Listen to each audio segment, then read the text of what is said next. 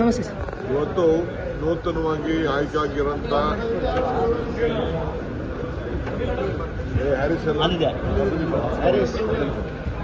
ನೂತನವಾಗಿ ಆಯ್ಕೆಯಾಗಿರೋಂಥ ವೆಂಕಟೇಶ್ ಪ್ರಸಾದ್ ಮತ್ತು ಅವರ ಟೀಮ್ ಆಫೀಸ್ ಬೇರರ್ಸು ನಮ್ಮ ಹ್ಯಾರಿಸ್ ಅವರೆಲ್ಲ ನನ್ನನ್ನು ಮತ್ತು ಮುಖ್ಯಮಂತ್ರಿಗಳ ಬಂದು ಭೇಟಿ ಮಾಡಿ ಸಹಕಾರವನ್ನು ಕೋರಿದ್ದಾರೆ. ಸರ್ಕಾರ ಪರವಾಗಿ ಅವರಿಗೆ ಅಭಿನಂದನೆಯನ್ನು ಸಲ್ಲಿಸಿದ್ದೇವೆ.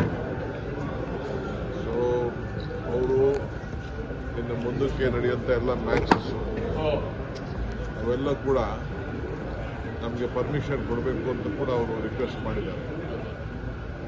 ಸೊ ಚೀಫ್ ಮಿನಿಸ್ಟರ್ ನಾನಿಬ್ಬರು ಮಾತಾಡಿ ನಾಳೆ ಕ್ಯಾಬಿನೆಟ್ ಇದೆ, ಕ್ಯಾಬಿನೆಟಲ್ಲಿ ಕೆಲವು ಡಿಸಿಷನ್ಸ್ನ ಈ ವಿಚಾರದಲ್ಲಿ ತೆಗೆದುಕೊಳ್ತೀವಿ ಅಂತೇಳಿ ನಾವು ಭರವಸೆ ಕೊಟ್ಟಿದ್ದೇವೆ.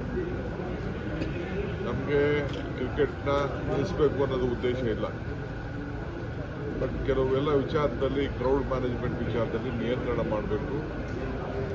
ಗುನ್ನಾ ಕಮಿಟಿಯವರು ಏನು ಸಜೆಷನ್ಸ್ ಕೊಟ್ಟಿದ್ದಾರೆ ಒಂದೇ ಸತಿ ಪಾಲನೆ ಮಾಡೋಕ್ಕಾಗದೇ ಇರ್ಬೋದು, ಬಟ್ ಅದನ್ನೆಲ್ಲ ಪಾಲನೆ ಮಾಡಬೇಕು ಅನ್ನೋದು ನಮ್ಮ ಉದ್ದೇಶ. ಅದು ಅವರು ಕೂಡ ಒಪ್ಕೊಂಡಿದ್ದಾರೆ.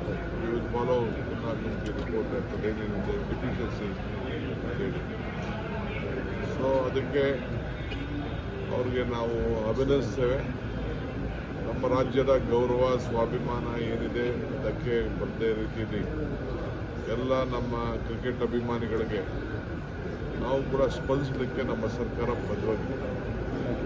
So I wish all the new team a great successful innings.